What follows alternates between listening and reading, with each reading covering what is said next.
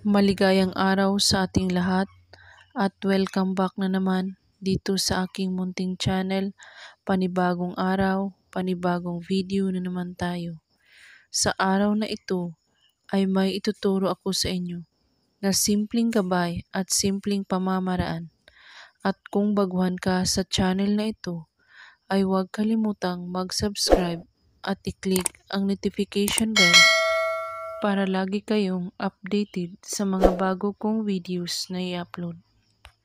Gusto mo bang pagkakaisipin ka niya bawat minuto o segundo ng taong mahal mo at hindi ka mawawala sa kanyang isipan? Gawin mo ito sa kanya. Hanap-hanapin ka niya at habul-habulin ka sa taong ginawan mo nito. At para lang ito sa magkarelasyon at sa magka-LDR. Gawin ito ngayong insaktong 12 noon. Ang kailangan mo sa ritual na ito, papel, panulat, kandila, at pusporo.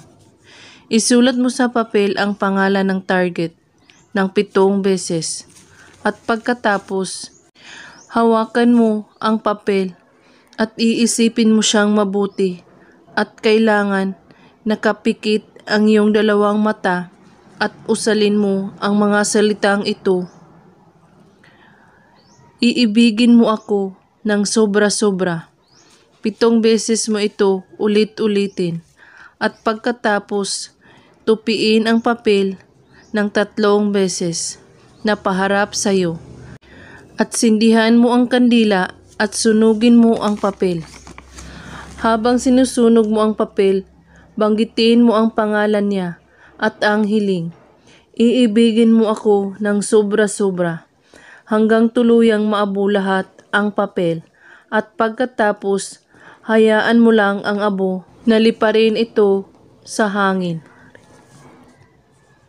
Kapag gumawa kayo nito, buo ang inyong paniniwala sa paggawa at walang ibang iniisip at pagdududa. At kung may katanungan po kayo ay magko-comment lang po sa baba. Maraming salamat sa panunood. May God bless us all.